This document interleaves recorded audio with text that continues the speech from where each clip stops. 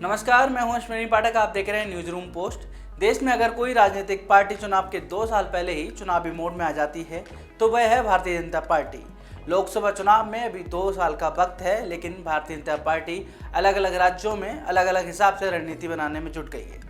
ऐसी मानता है कि दिल्ली की कुर्सी हासिल करने के लिए जो जनादेश है वो उत्तर प्रदेश की जनता देती है। पहले जहां यूपी में कहा जाता था कि 2013 के बाद से ही सारे जातीय समीकरण मोदी मैजिक के आगे ध्वस्त हो जाते हैं, उत्तर प्रदेश की सियासत में जातिगत समीकरण बहुत मायने रखते हैं। अब उत्तर प्रदेश में यही जातिगत समीकरणों को सहारे भारतीय जनता पार्टी मोदी मैजिक के साथ साथ जातीय समीकरण पे भी काम कर रही है। भगवान राम और हिंदुत्व की राजनीति करने वाली बीजेपी अब ब्राह्मण वोटों को लुभाने के लिए परशुराम को भी साथ लेकर चल रही है।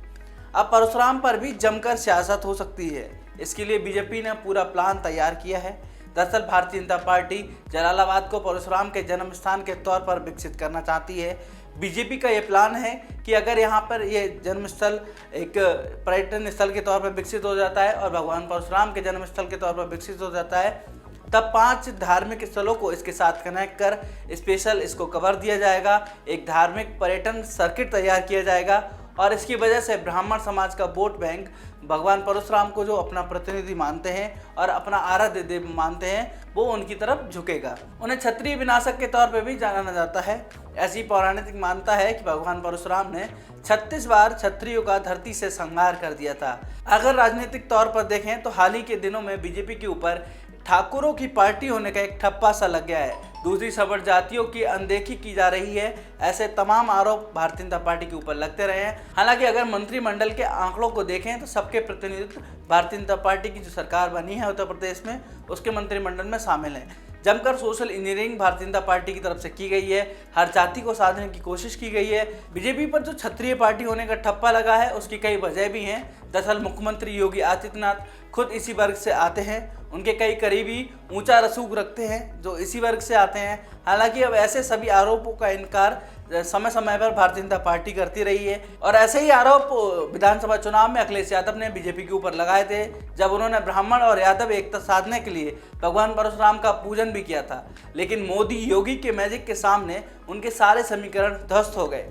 अखिलेश यादव ने बीजेपी के नाश के लिए फरसा भी उठा लिया था, लेकिन जनता ने उनके इस सियासी प्रयोग को पूरी तरह खारिज कर दिया। अब क्या बीजेपी पर ठाकुरों की पार्टी होने का ठप्पा भगवान परशुराम के नाम के सहारे मिट पाएगा, ये देखने वाली बात होगी। अगर बात करें उत्तर प्रदेश के मंत्रिमंडल की, जिसमें जतिन प्रसाद योगी सरकार में लोक निर्माण मंत्रालय संभाल रहे हैं, वे ब्राह्मण समाज से आते हैं। लोक निर्माण विभाग और सांस्कृतिक पर्यटन मंत्रालय मिलकर इस नई पूरी जो परियोजना है भारतीय जनता पार्टी और राज्य सरकार की, उस पर काम कर रहा है। इस परियोजना के जरिए जलालाबाद से लेकर सीतापुर में नौमिसरायण और मिश्रिक तीर्थ, महर्षि दधीची आश्रम, लखीमपुर खीरी में गोला गोकर्णनाथ और पीलीभीत के मधोदाता क्षेत्र के कनेक्ट किया जाएगा। भगवान परशुराम सर्किट के जरिए तीर्थ को बढ़ावा दिया जाएगा ताकि जो भगवान परशुराम को मानने वाले ब्राह्मण समुदाय से लोग आते हैं वो यहाँ पर पहुँच सकें। इन सारी जगह को रोड कनेक्टिविटी बेहतर तरीके से दी जाएगी। ऐसे ही इस परियोजना को लोग काफ़ी पसंद भी कर सकते हैं। और एक वजह यह भी है कि उत्तर प्रदेश में ब्राह्मणों को साधने की कोशिश भारतीय जनता पार्टी कर रही है, क्योंकि उत्तर प्रदेश में 8 से 10% ब्राह्मण मतदाता हैं।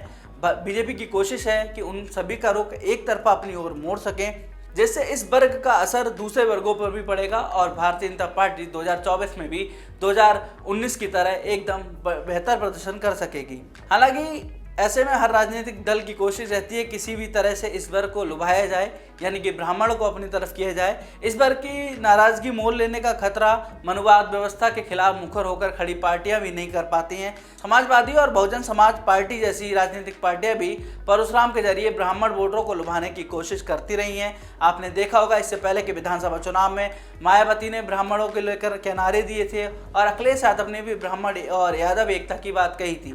लेकिन अगले चुनाव में देखने वाली बात ये होगी कि ब्राह्मण वोट बैंक जो है किसकी तरफ एक तरफा जाता है और किसके विजय पताका लहराता है। फिलहाल इस रिपोर्ट में इतना ही। फिर मिलेंगे आपसे नई रिपोर्ट में नई जानकारी के साथ। तब तक के लिए मुझे दीजिए इजाजत। नमस्कार।